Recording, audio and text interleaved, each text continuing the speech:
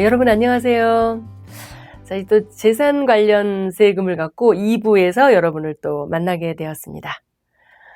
이 실생활에서 떨어질래야 떨어질 수 없는 우리 재산 관련 세금. 내가 재산이 없어도 알아두면 굉장히 유용합니다. 여러분 주변에 사람들이 막 모여듭니다. 저도 지금은 이렇게 세무사로서 벌써 30년 생활하고 있고요. 그 전에는 기업체에서 한 10년 근무했습니다. 근무할 때도 회사 세금은 뭐 당연히 제가 이제 의무적으로 해야 되는 거고요. 회사와 관련된 법인 세금 말고도 개인에 관련된 세금도 조금씩 알 때 주변에서 막 도움 청하러 와요. 그러면 제가 전문가는 아니지만 조금씩 어떤 길 안내해 드린 기억이 있습니다. 그래서 이제 여러분들도 회사 관련 세금 업무를 하신다면 이제 세금 이외에 개인 세금에 관련된 업무도 조금씩 관심 가지면 나의 재산도 지키고 남의 재산도 지켜주고 굉장히 보람 있습니다. 자, 우리 또 2부에서는 어떤 내용이 있는가. 목차서부터 보면 우리 1부에서는 어떤 개념적인 걸 봤어요. 2부에서는 숫자로 들어가요. 아주 깊이. 그래서 증여세 사례, 다음에 뭐 증여세를 무조건 물리는가, 어떤 뭐 국가가 다 조사하는가, 이런 기준. 그다음에 상속세는 어떻게 계산되는가. 자, 그래서 상속세, 증여세 집중적으로 보고요. 또 뭐 여기 제목에 보니까 부담부 증여란 무엇인가, 뭐 이런 거 흔하게 질문 들어오는 거 있어요. 또 양도소득세 계산 흐름도 나오고요. 우린 점점 깊게 들어가요. 2부가 내용이 상당히 많네요. 이렇게 많아요. 자, 2부가 끝나고 나면 우리는 또 주택 하나만 있는 분들도 주택 하나와 오피스텔, 뭐 또는 임대주택, 뭐 이런 분들도 굉장히 세금 문제가 요즘은 중요합니다. 그래서 비과세 되는 또 주택은 무엇이 있는지, 또 임대주택일 경우에 어떤 불이익과 어떤 혜택이 있는지 우리 계속 한번 알아보기로 하겠습니다. 자, 2부에서 내용 이제 첫 번째 증여세 사례 들어갑니다. 자, 사례를 보면 훨씬 명확해져요. 부모가 자녀 3명에게 시가가 1억, 2억, 3억짜리를 각각 나눠줬어요. 증여했대요. 두 번째 자녀에게는 1년 전에 이미 1억 5천만 원을 증여한 적이 있대요. 여러분들이요. 면세점은 10년 단위로 계산한다 그랬어요. 부부지간에는 6억 원, 부모 자식지간에는 5천만 원, 미성년자 자녀이면 2천만 원 이렇게. 그런데 여기는 두 번째 자녀한테는 이미 준 적이 있어서 그걸 합칠 거란 말이죠. 합칠 거예요. 그래서 여기 현재 증여액, 여기 자녀가 여기 위에 1자녀, 두 번째 자녀, 세 번째 자녀 이건 여러분들이 쓰세요. 그래서 첫 번째 자녀한테 1억 원을 줬어요. 그 자녀한테는 10년 내에 준 적이 없기 때문에 합산할 건 없어요. 0. 그리고 5천만 원은 공제, 5천만 원 공제 입니다. 증여재산 공제 5천만 원. 과세표준은 5천만 원 나왔어요. 1억에서 5천 빼니까. 그래서 세금은 5천만 원의 경우에 세율이 1억까지가 10%거든요. 그래서 500만 원 나왔는데, 자, 3%. 이 3%는 내년에는 없다 그랬어요, 여러분요. 혹시 이 내용을 2020년도에 듣는 분들은 15만 원 없다 이렇게 생각하세요. 그래서 500만 원 냅니다. 많지는 않은 것 같죠? 자, 두 번째. 2억 원을 증여받았는데 과거에 1억 5천 받은 적이 있어요. 여러분 1억 5천만 달랑 떼어서 보면 1억 5천에서 과거에 증여재산 공제 5천만 원 빼고 과표가 1억이면 산출세액은 10%니까 1천만 원이죠. 예, 그랬어요. 1천만 원 기억하세요. 물론 여기다가 이렇게 주어지긴 했지만 이제 여러분이 왜 1천만 원인지 알 거예요. 그래서 과세 표준은 이 5천만 원 공제하고 나면 일단 3억이에요. 3억. 3억이고 산출세액은 자 3억인 경우에는 세율 20%에 누진공제 1천만 원 이렇게 직접 해도 되고 1억까지는 10%로 계산하고 나머지 2억을 20%로 계산하면 이렇게 합치면 5천만 원 나오는 거예요. 5천만 원. 기납부세 우리는 1천만 원 이미 신고했잖아요. 1억 5천 받을 때 빼고 이거 뺀 이 차액에 대해서 다시 또 그 13% 세액공제 받고 3,880만 원 세금 냅니다. 3억 원인 경우에는 5천만 원 공제하고 과세표준은 2억 5천만 원이고 증여 산출세액은 2억 5천만 원일 때 4천만 원이고요. 자, 이거 4천만 원은 또 여러분들이 혼자 계산하셔도 되고 계산돼 있는 거 보셔도 되고 이해하시면 됩니다. 우리 세법은요 언제나 개념을 세우는 거지 암기할 수는 없어요. 암기는 여러분들이 세율도 다시 가서 찾아보고 그러시는 겁니다. 4천만 원이고요. 세액공제 3% 하고 나면 여기서 요거 빼고 난 나머지 2억 1천만 원에 3% 하고 나면 120만 원 빼고 나면 3,880만 원입니다. 첫 번째 자녀, 두 번째 자녀, 세 번째 자녀는 세금이 이렇게 똑같은 이유는 이분은 과거에 이걸 냈기 때문에 과세표준은 5천만 원 차이지만 냈기 때문에 그렇습니다. 자, 증여세 사례. 증여는 10년 이내의 것을 합산하여 누진세율을 적용한다. 여러분들 이거 아세요? 소문. 30살까지, 자녀 30살까지 결혼할 돈 마련해 주기 증여세 안 내고 어떻게 하면 돼요? 태어나자마자 2천만 원, 미성년자니까. 10살 때, 이제 딱 10년 지나서 10살 때 또 2천만 원. 그럼 4천만 원이죠. 이번에는 20살이 되면 이제 성년이니까 5천만 원. 따라서 아직도 이제 9천만 원 있죠. 그 다음에 30살 되면 바로 또 5천만 원. 그럼 모두 1억 4천. 물론 그 사이에 그 자녀가 그 돈으로 또 부모님이 해주겠지만 주식 투자를 한다든가 더 불어날 수도 있어요. 그래서 원금만 1억 4천 마련됐습니다. 그래서 이제 그 보통의 가정에서 뭐 부자면 1억 4천 나중에 한꺼번에 주고 증여세 내지 뭐 이래도 돼요.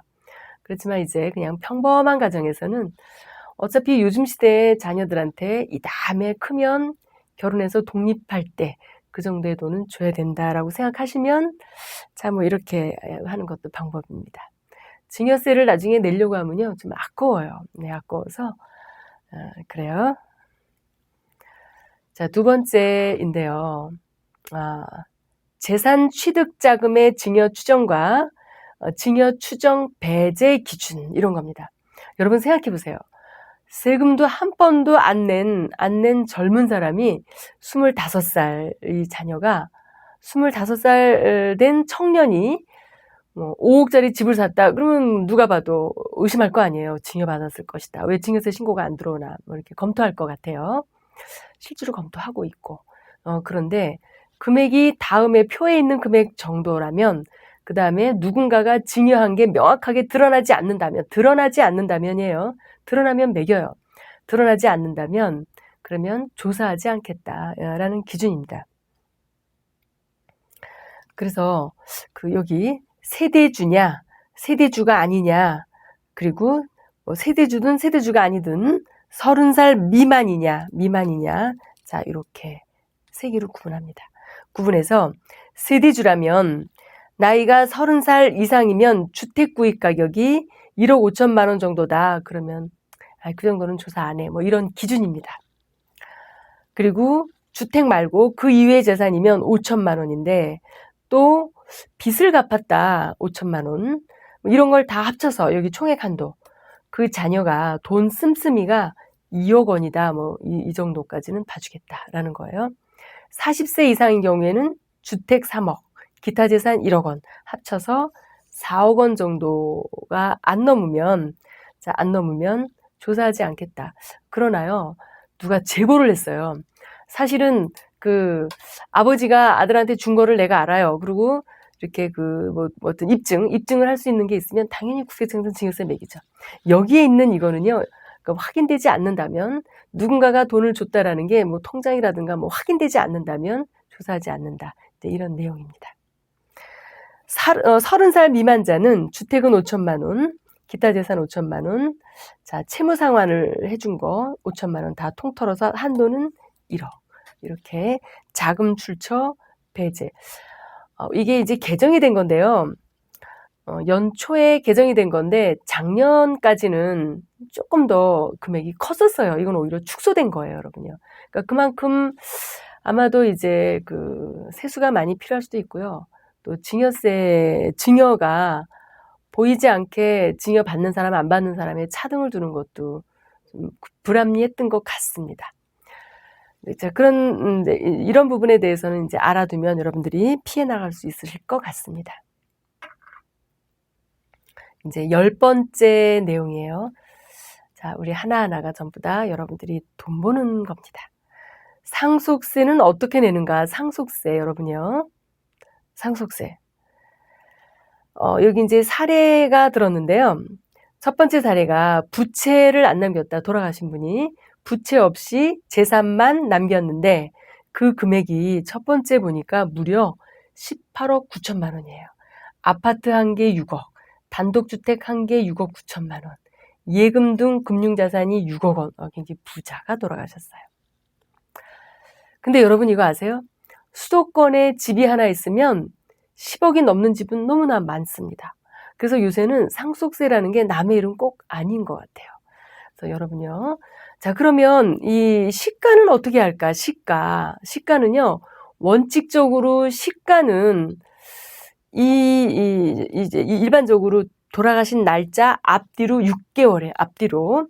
그래서 이제 만약에 돌아가신 날짜가 자, 이렇게 이날 돌아가셨다. 앞으로 6개월, 뒤로 6개월간에 거래된 금액이 시가인데 바로 이 상속재산을 뭐 5개월 전에 사고 돌아가셨다. 그럼 그게 바로 시가예요. 그게. 근데 이제 6개월 내에 사고 돌아가셨다. 이런 경우는 뭐 흔한 건 아니잖아요. 흔한 건 아니라서 그 자산의 거래 가격 말고 시가가 궁금하다 그러면 이제 순서가 그 재산을 감정받으면 감정받은 금액이 시가예요. 감정 안 받는다 그러면 그 유사 자산, 뭐 아파트 같은 경우에는 유사가 많잖아요. 단독주택은 유사가 별로 없어요. 뭐 상가 건물도 똑같은 상가 건물이 나란히 있다. 그럼 몰라도 오피스텔 이런 건 유사한 게 많죠. 근데 유사한 게 많은 것도 있고 집합 건물은 다 유사한 게 많아요. 집합 건물이 아닌 단독은 유사한 게 거의 없죠. 그래서 유사한 자산은 그 유사한 자산의 매매 가격 그 사례를 가지고 와요. 당연히 플러스 마이너스 6개월이에요. 이 상속은. 증여는 플러스 마이너스 3개월인데 세법이 조금 많이 좀 불투명하게 좀 개정이 되나서 여러분 뚜렷한 거는 플러스 마이너스 3개월이고요. 국세청은 과거 소급해서 2년 내 것도 끌어올 수 있어요. 2년 내 거래된 것도. 그러니까 일단 시가에 대한 판단은 여러분이 혼자 하시는 것보다는 전문가 조언을 받으시는 게 돈 버는 길입니다. 자, 이제 기본적으로는 상속은 플러스 마이너스 6개월이고요. 증여는 플러스 마이너스 3개월. 네, 기억하세요. 기본은 그렇습니다. 자, 그렇게 거래된 금액이 없을 때는 매매 사례 가격도 없다. 그런 경우는 이제 기준시가가 제일 싸요. 그런데 기준시가로 신고하는 게 무조건 유리하냐? 아닐 때도 있다 그랬어요. 아닐 때가 있는 건 아까 우리 1부에서 아마 3번째 테마인가 거기서 나왔어요. 감정하는 게 유리할 수도 있다. 이런 제목이 있었어요. 네, 한번 기억하시고요. 자, 이렇게 해서 18억 9천만 원을 남겼어요. 어떤 분이 남겼어요. 빚도 없고. 그래서 상속 재산이 18억 9천 그대로 들어갔는데 장례비는요. 장례비는 그 영수증이 있다고 무조건 인정하는 건 아니고요. 최고 1,000만 원까지 인정해요. 1,000만 원까지. 그리고 그 봉안시설 같은 거 네, 그런 경우는 500만 원까지 인정해요. 그래서 최고가 1,500만 원까지 인정해요. 네, 일반적으로 장례 한번 치르면 이 돈은 대체적으로 들어가시는 것 같아요. 그래서 1,500만 원 공제합니다. 그래서 이거를 상속세 과세 가액이라고 하는데요. 빼고 나면 18억 7,500. 그러니까 여러분도 한번 이런 기본 폼을 이렇게 출력해 놓고 여기다 이렇게 대입하면 돼요. 자, 그렇게 해서 이제 이번에는 이제 공제인데요. 공제. 그 배우자 공제는요. 법대로 하면 민법대로 하면 지금 여기에는 그 사례가 뭐였냐면 지금 사례가 배우자가 여기서는요. 여기 지금 사례가 주어졌어야 되는데 안 주어졌어요. 여기 사례에서는 자녀가 둘이 있는 거예요. 자녀가 둘이 있고 배우자도 계신데요. 그럼 이렇게 상속인이 3사람이에요. 여러분요. 죄송한데 일본에다가 여기다가 상속인 3명, 그중에 1명은 배우자, 2명은 자녀 이렇게 좀 써놓으세요. 그 전제 조건을. 이게 이제 제가 원고에는 있었는데 이게 화면에 띄우다 보니 그런 내용은 좀 다른 데로 밀린 것 같아요. 그러면 법대로 하면 상속인이 여기 좀, 네, 상속인은 3명이지만 엄마한테는 0.5를 더 줘요. 그래서 3.5가 분모고요. 분자에 어머니 거는 배우자 거는 1.5, 자녀는 1, 이렇게 나눠 갖는 거예요. 이렇게 나눠 가져서 배우자는 8억 1천, 자녀는 5억 4천, 자녀 투도 5억, 이게 이제 법정 지분이에요. 법정 지분인데 이거를 이제 협의해서 누가 더 많이 갖고 나눠 뭐 이런 거는 뭐 마음대로 할 수 있고요. 어쨌든 그래서 법정 지분은 이렇다라는 거예요. 자, 이제 자녀는요. 자녀 공제가 있는데 자녀 쪽의 공제는 일괄 공제가 가장 일반적이에요. 그래서 일괄 공제 5억. 왜 일괄 공제가 아니면 뭐가 있냐? 자녀 한 명당 뭐 얼마인데 미성년자는 나이대로 또 계산해서 얼마. 그 안에 장애인 있는 경우에는 또 다시 얼마 뭐 이게 있어요. 이게 있는데 그 금액을 다 더하면 요즘같이 자녀 수가 얼마 안 될 때는요. 일괄 공제 5억보다 다 거의 대부분 적어요. 적어서 그냥 기본 5억 기억하시면 충분합니다. 그리고 이제 배우자 공제는 그냥 8억 1천 다 받을래? 아니면 그 더 받을래? 뭐 이런 걸 물어요. 물어서 배우자 공제 한도는 무조건 받든 안 받든 5억이에요. 그리고 더 많이 받는다면 이 8억 1천이고요. 만약에 이 집이 재산이 너무 많아서 이 3.5분의 1.5로 한 금액이 30억이 넘는다. 그러면 30억이 최고 금액이에요, 여러분요. 자, 그럼 어떻게 기억해요? 배우자 공제는 가장 그 최저가 5억이고요. 그 다음에 최고는 30억이고요. 그 다음에 이 30억은 재산이 많은 집 얘기고, 법정 지분대로 받았을 때를 기본으로 했을 때, 법정 지분대로 이 집은 법대로 했을 때 8억 1천이에요. 8억 1천 공제하고, 자, 금융재산, 여기 금융재산이 지금 6억이잖아요. 6억. 자, 6억이 있을 때는 금융재산 공제를 하는데, 이렇게 그 얼마 공제냐면 20% 공제, 20%.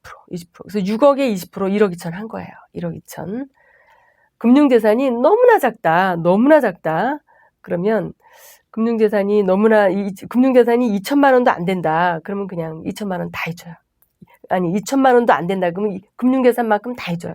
금융재산이 1,800만 원 남았다. 그럼 1,800만 원 다 공제해주고 금융재산에 대한 상속세는 없다는 뜻이에요. 금융재산도 있는데 돈 빌린 것도 있다. 요건 빼고 차감하고 계산합니다. 자, 그래서 여러분요. 조금 깊이 들어갔지만 요 내용을 보고 여러분들에게 대입하실 수는 있을 것 같아요.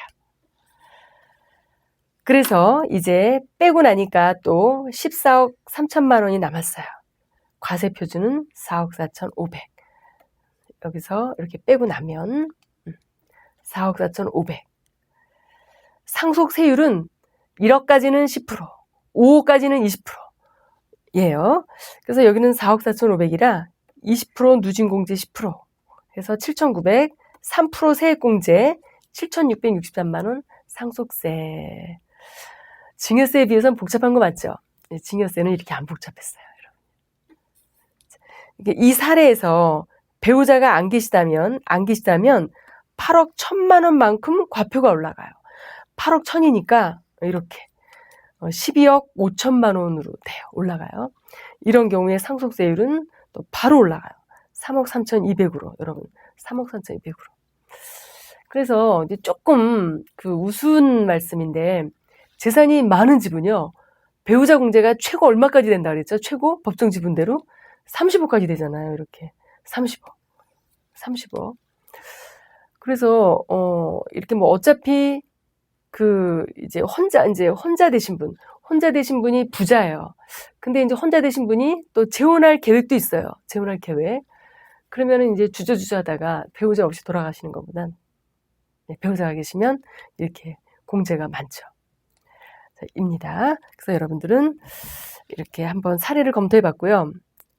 이게 이제 눈에 조금 익숙해지시면 자, 두 번째 사례는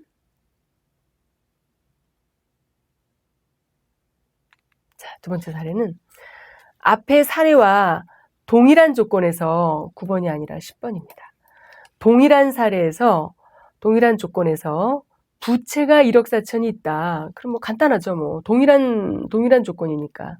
자, 1억 4천. 1억 4천을 빼요. 빼고 나면 과세 가격이 줄어요. 주니까 배우자 몫도 줄어요. 그쵸, 여러분? 배우자 몫도. 그래서 배우자 몫이 주니까 줄어요. 배우자 몫이 줄어서 과세표준은 이렇게 3억 6,500으로 됐어요. 줄었어요. 아까보다는.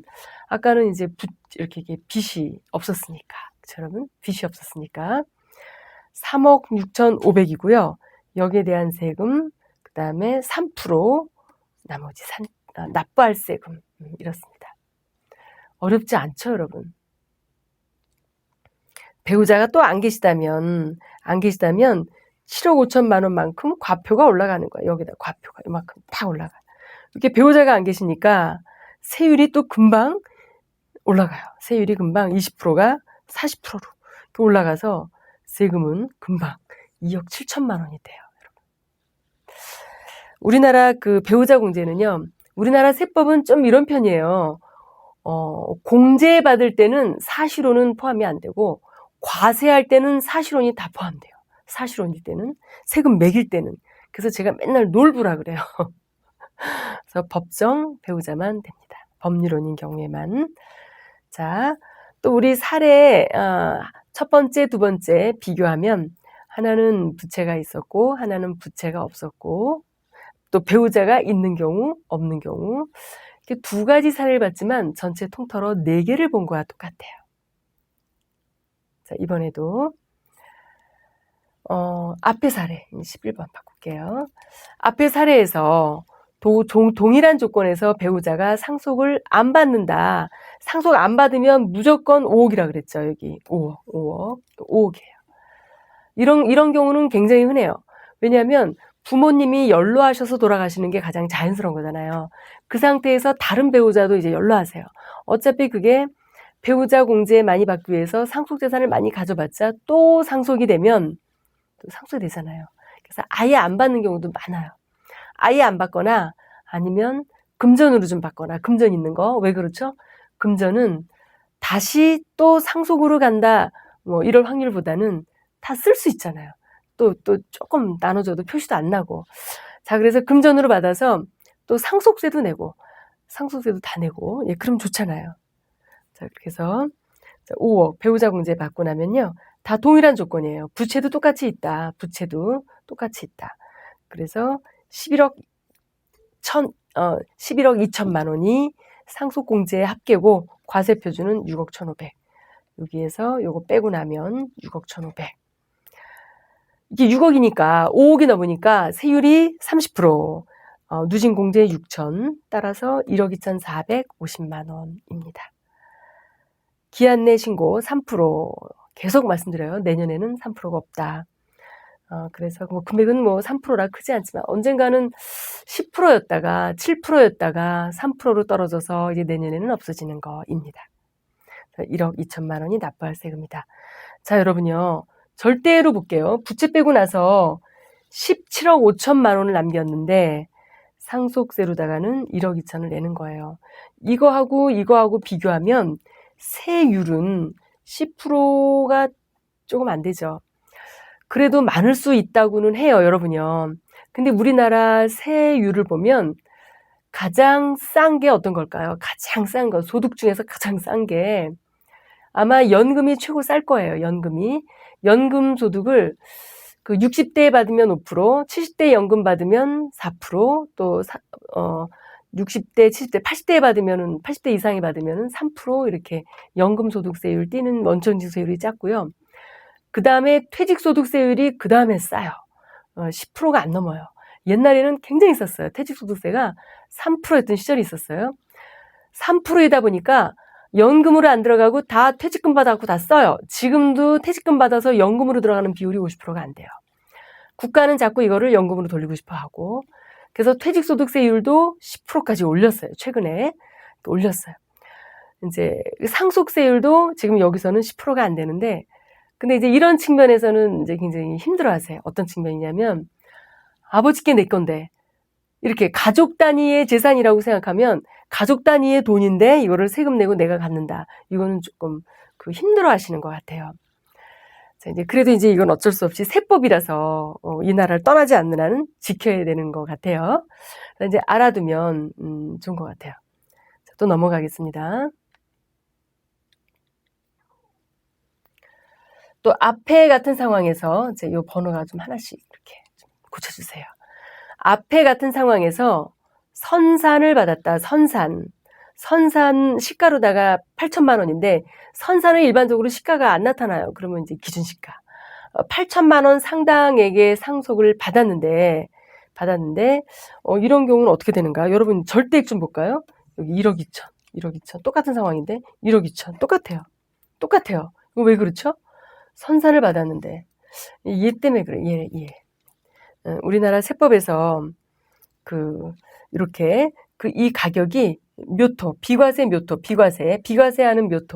묘토인데요. 묘지가 있는 토지인데요. 그 가격이 2억 원을 넘지 않는 범위 내에서 농지 묘토면 600평, 금양 임야면 3,000평까지는 비과세입니다. 네, 그래서 8천만 원이 몽땅 다 비과세로 빠지다 보니까 세금이 같은 겁니다. 자, 그래요. 그래서 여러분들은 그렇구나. 또 묘토는 이렇게 2억 원 정도까지는 세금을 안 내는구나. 뭐 묘토가 2억 원 넘으면 또 굉장히 또 큰 거겠죠. 보통의 경우에 농지거나 임야가 훨씬 많은데 임야는 좀 가격이 기준시가가 거의 대부분 산이니까 싸잖아요. 그래서 2억이 넘는 묘토는 또 그렇게 흔치 않습니다. 그래서 묘토로 사용하면 세금은 없다. 네, 기억하시고요.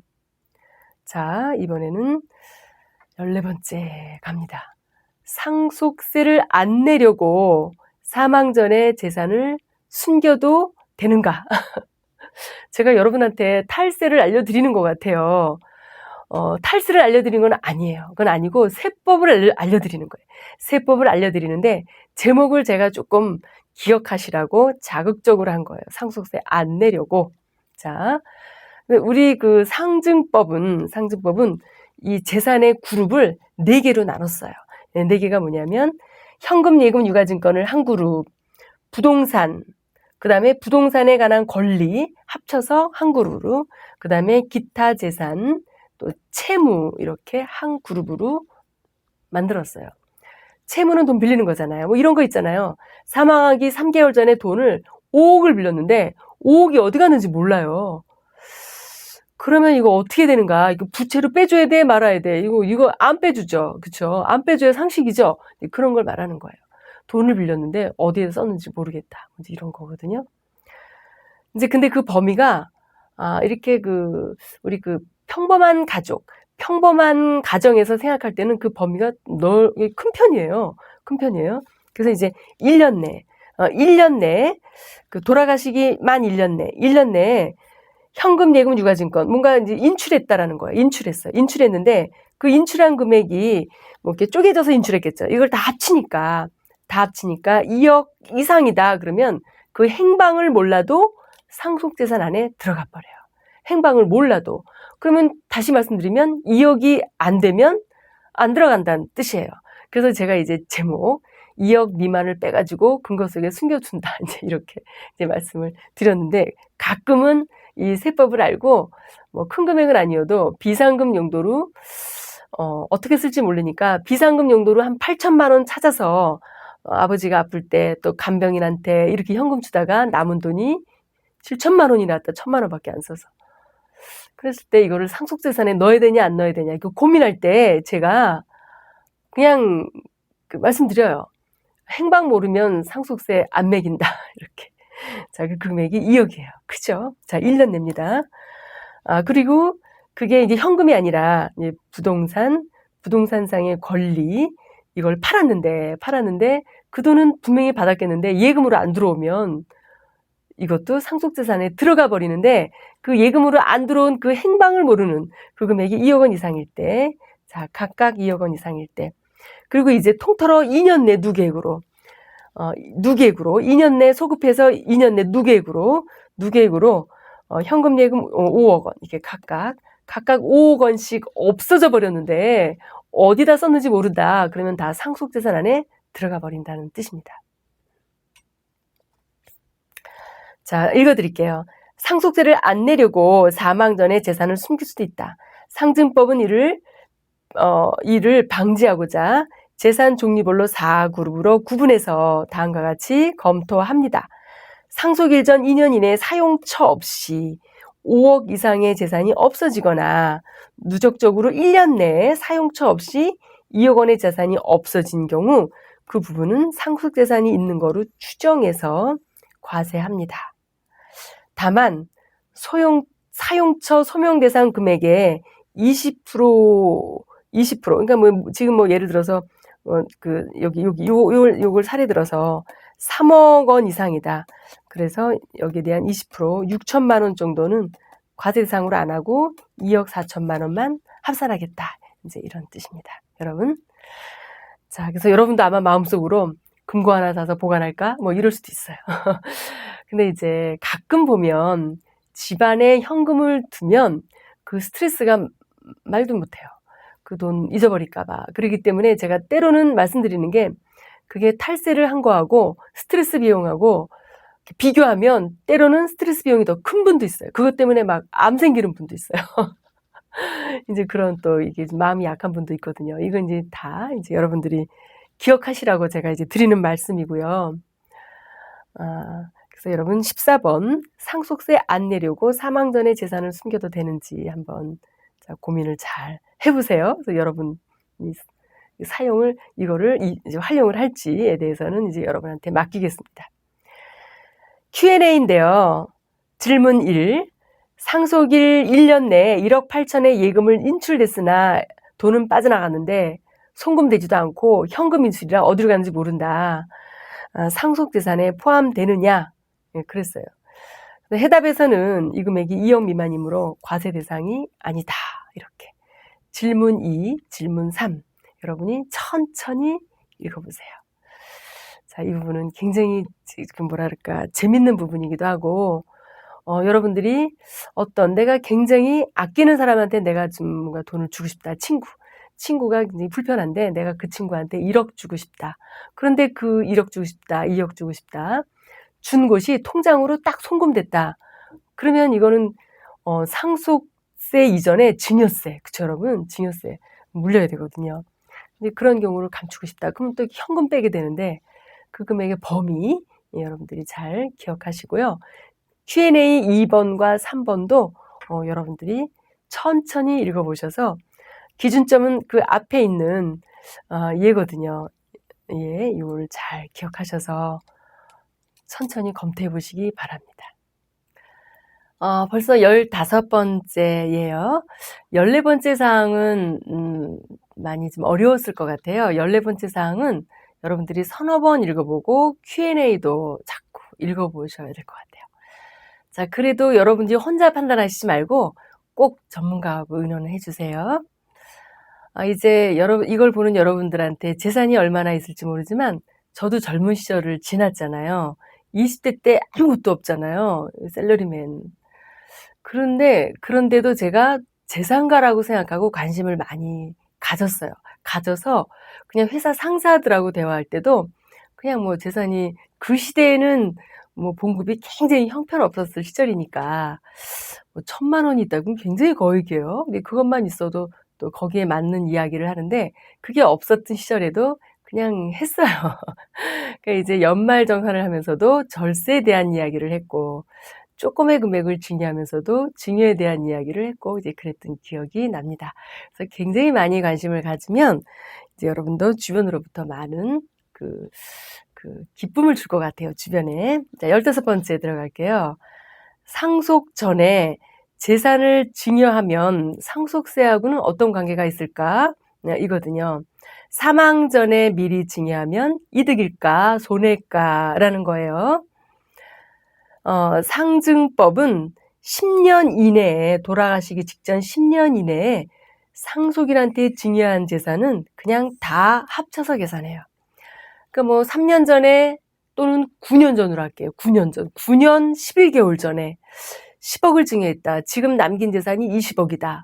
그러면 그거 합치면 30억으로 계산을 다시 하고 과거에 낸 세금은 당연히 빼줘요. 자, 그러면 10년 내에 돌아가시면 꽝이네? 이렇진 않아요. 그렇진 않은 게 이제 생각해 보세요. 10년 전에 10억이면 지금은 얼마일까요? 그게 만약에 현금이 몰라도 부동산이면 얼마일까요? 10년 전에, 그러니까 9년 11개월 전에 10억짜리 부동산을 줬으면 어쩌면 지금은 그게 30억일 수도 있어요. 따라서 유리할 수도 있고 꼭 불리할 수도 있지만 아닌 경우도 종종 있어서 여러분들이 이제 계획할 필요가 있는 거를 이제 알려드리는 거예요. 그리고 그 증여가 법정 상속인이 아니라 다른 사람, 법정 상속인은 그렇잖아요. 배우자와 내 직계 비속이잖아요. 그런데 직계 비속의 다음 비속, 그 손자는 법정 상속인이 아니거든요. 그러니까 이와 같이 법정 상속인 이외자, 이런 경우 보통 뭐 유언으로 남긴다든가, 그런 경우에는 5년이에요.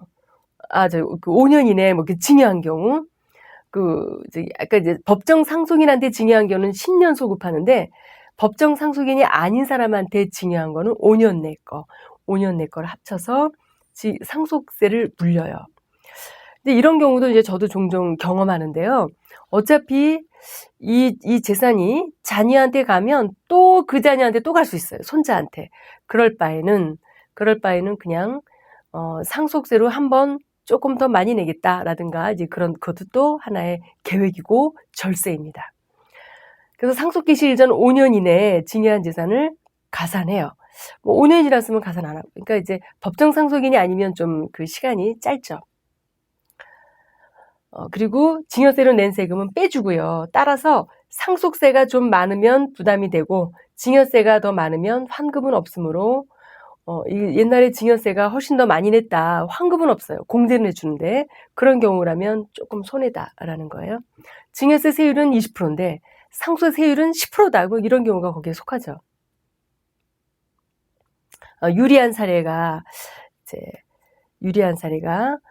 시가를 모르는 나대지의 개별 공시지가가 1억이에요. 나대지는요, 여러분요, 팔면 중과돼요, 세금도. 그래서 이거를 그냥 증여한 것 같아요. 미리 자녀에게 증여하여 5천만 원 자녀 공제 받고 10% 적용해서 500만 원 세금 냈어요. 500만 원. 뭐 신고세액 공제도 좀 받았겠죠. 9년 후에 부모가 사망하여 증여 재산을 합산했어요. 근데 그때 이제 부모님의 상속세율은 10%예요. 증여세율은 10%고 상속세율은 20%예요. 그럼 차액 10%를 더 내야 되겠죠. 추가적인 세금은 500만 원 더 내고 신고했어요. 문제는 그 대지의 개별 공시지가가 꾸준히 상승해서 개별 공시지가가 3억인 경우에도 시가는 뭐 더 비쌀 수도 있어요. 3억인 경우에도 시가가 노출된 경우에도 당초 증여 금액이 합산되기 때문에 굉장히 돈 버는 거예요. 그래서 여러분요, 계속적으로 가져갈 땅들은요, 미리미리 증여하는 것도 절세 방법입니다.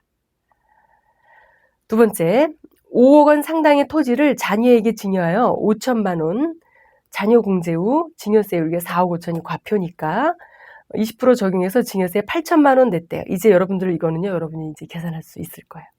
곱하기 20%, 누진 공제 1,000만 원 하면 이렇게 신고 납부했대요.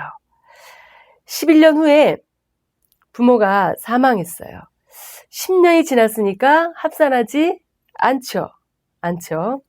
부모님의 상속재산은 상속세율은 40%고 두 가지 절세를 했어요. 두 가지.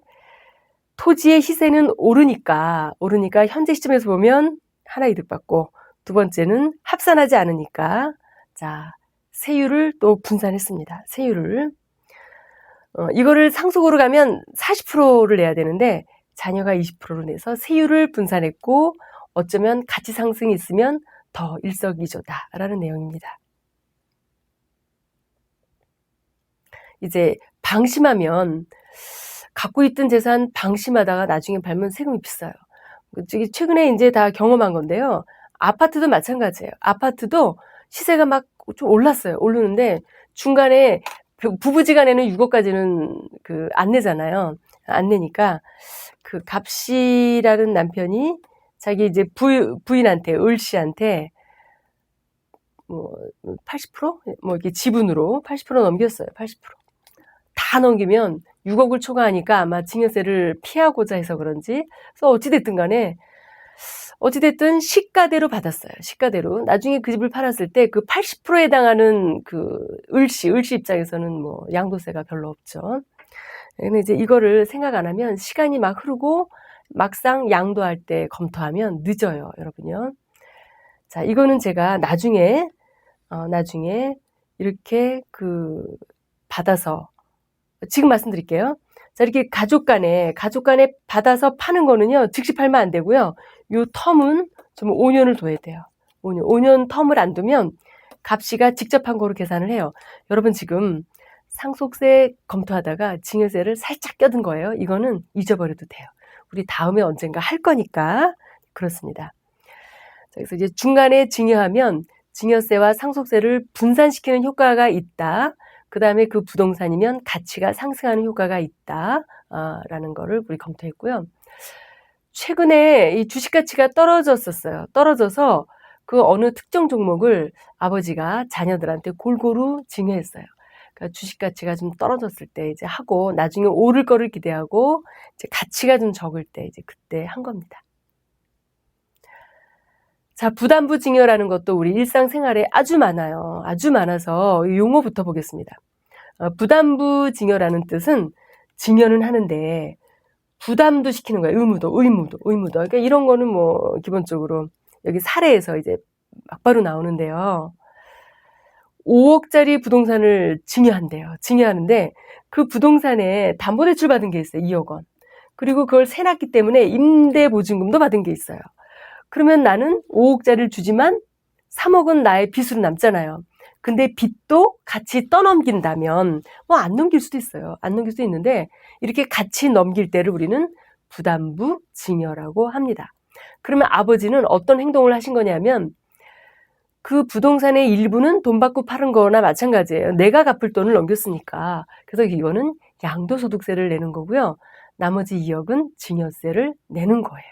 증여세를.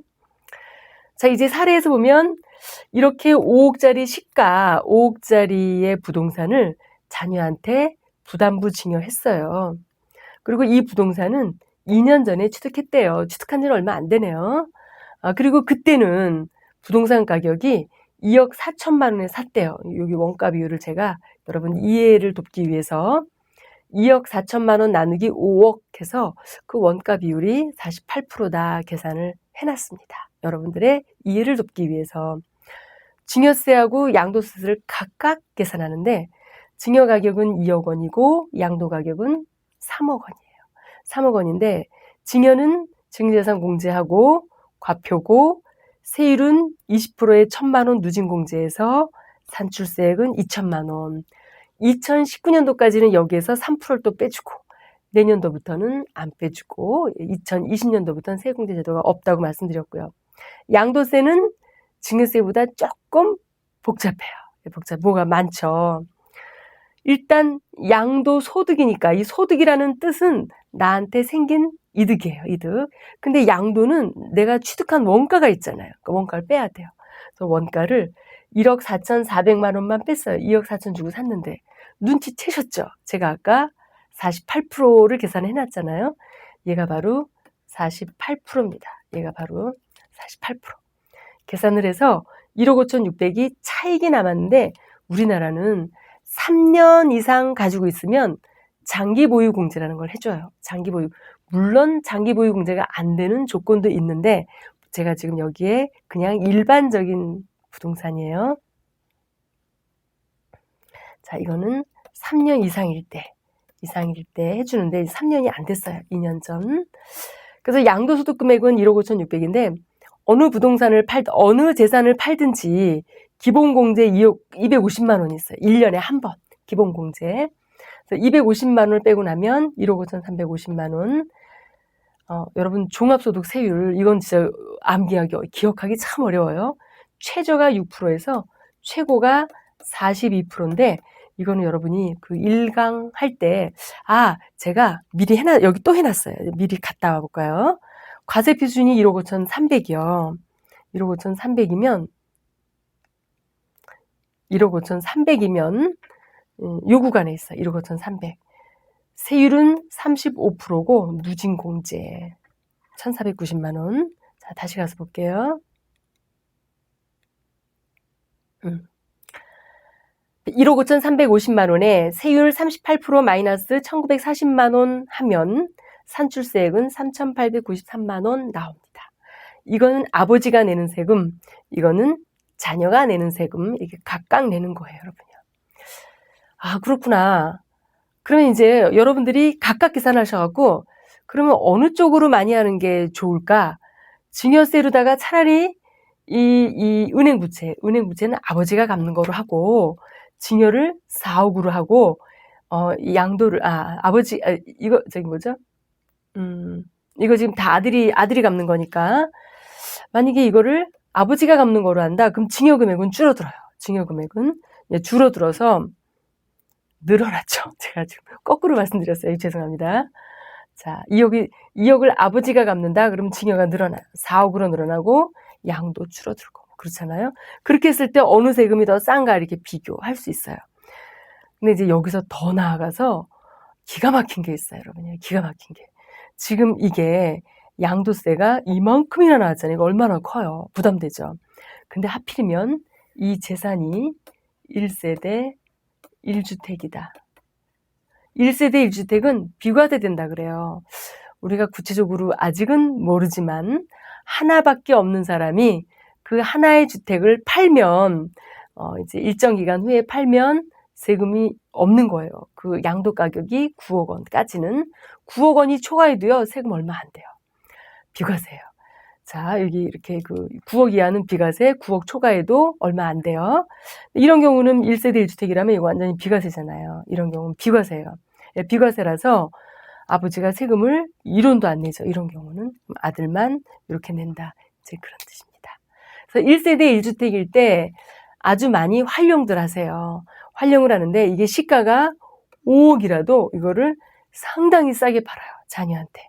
뭐 한 2억에. 또는 이제 아니면 요 은행 부채 이것만 이렇게 3억에 딱 팔아요. 빚만 네가 갚아라. 이렇게. 그랬을 때 또 어떤 문제점이 있는가?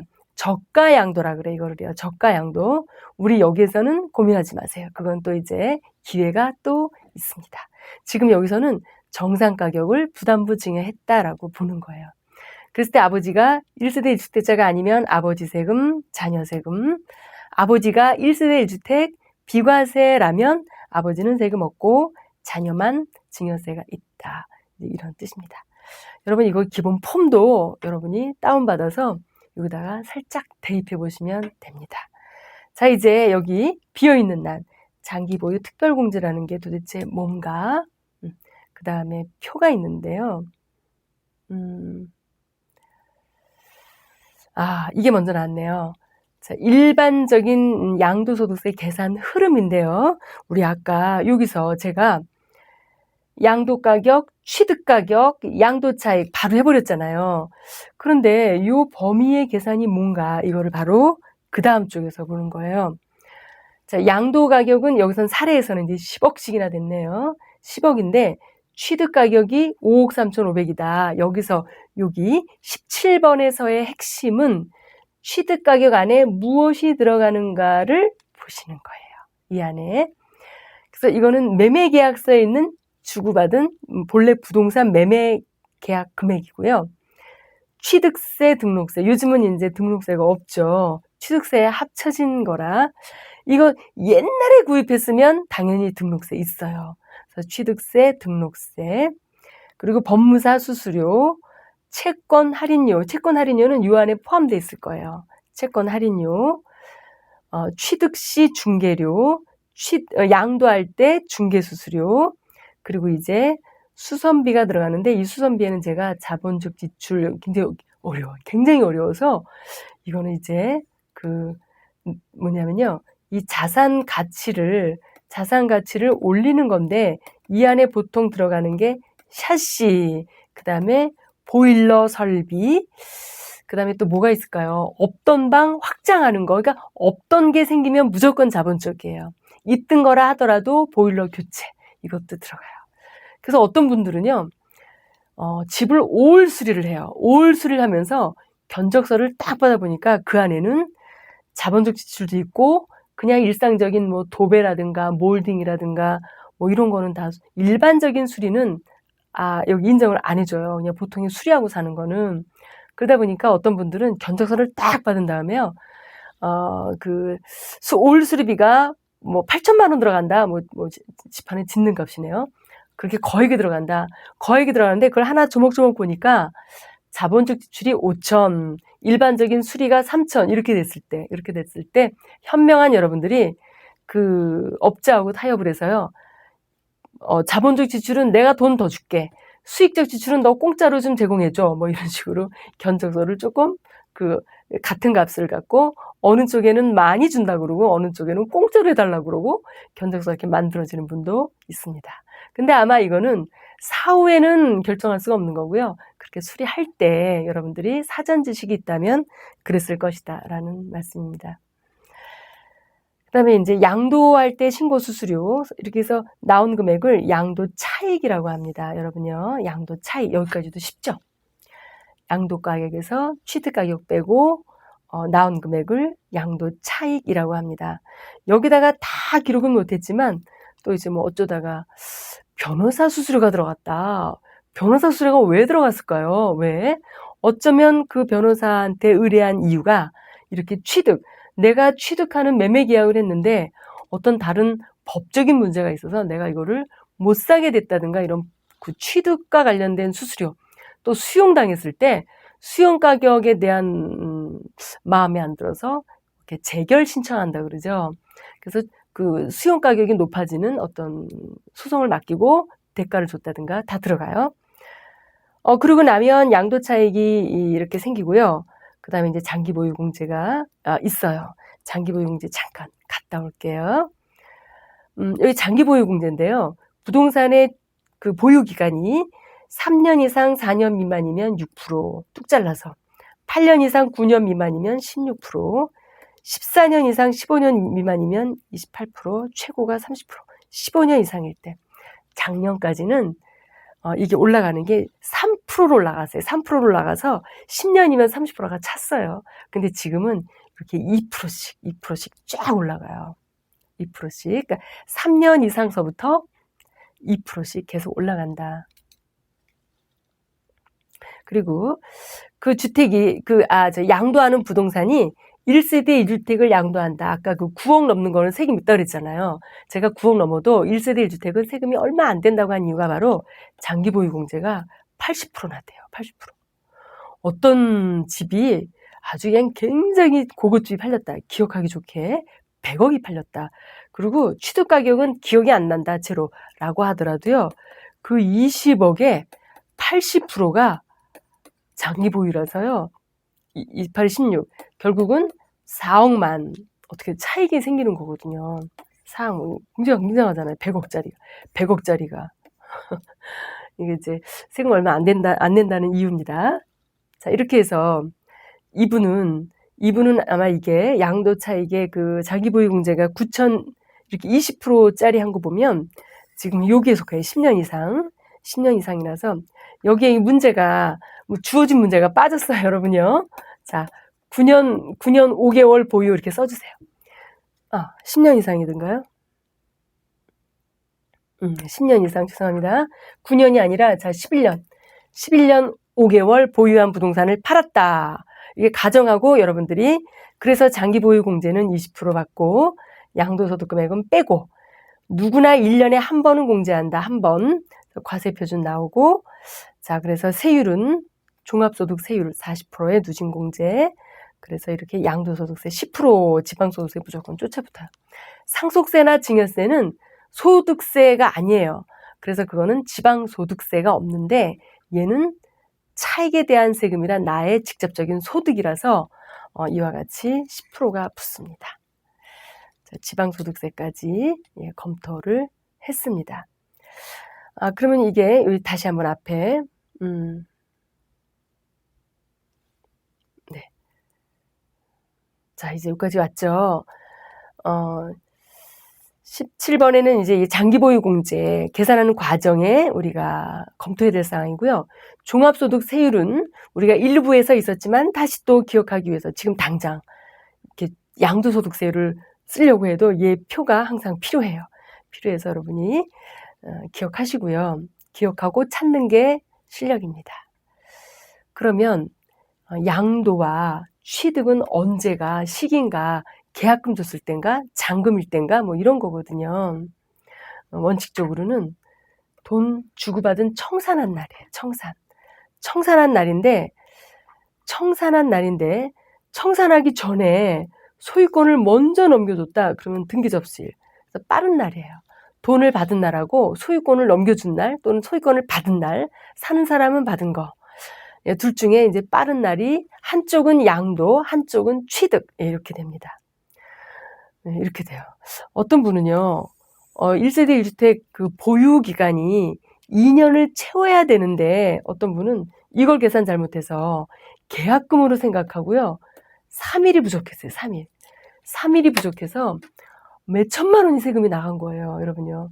그래서 일수 계산은 그냥 어림잡아 하지 말고 등기부등본과 계약서를 놓고, 계약서의 잔금일자는 3월 5일인데 계약서. 실제로 통장에 돈 들어온 날짜.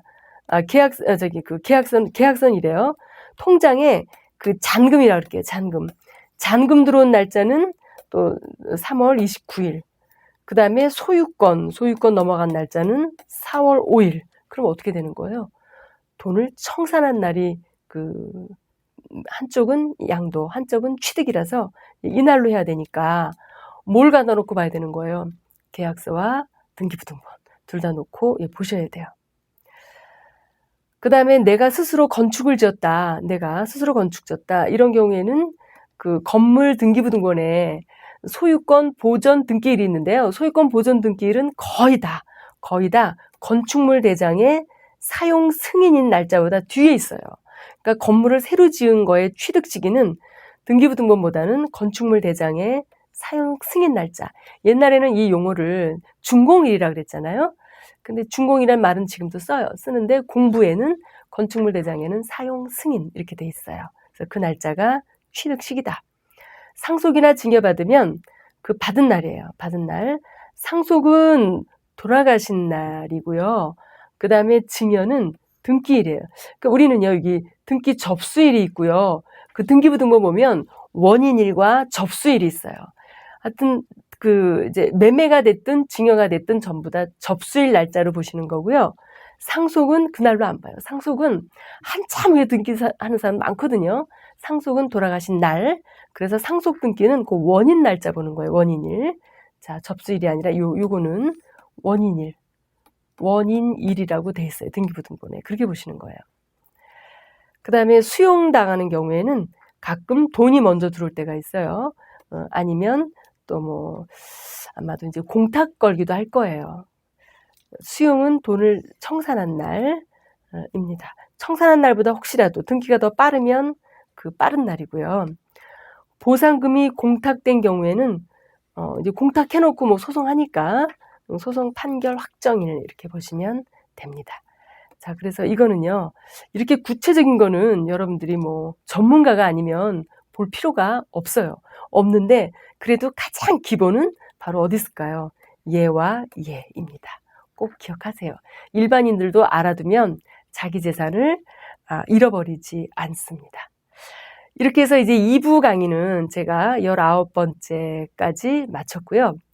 아마도 3부에서는 제가 1세대 1주택, 4부에서는 임대업 했을 때 실익이 뭔지 주택임대 쪽에 가서 우리 한번 또 기본 상식을 놓고, 상식이라고 하기에는 너무 어려워요. 우리 전문가들도 자주 바뀌어서 어려운데, 그래도 이제 현행 세법이 마련된 이 범위 내에서 우리가 같이 어떤 100%는 아니어도 우리가 재산을 아낄 수 있는 그런 정도의 실력으로 여러분들이 저하고 같이 학습을 하실 수 있을 것 같습니다. 마감하겠습니다. 2부 마칩니다. 감사합니다.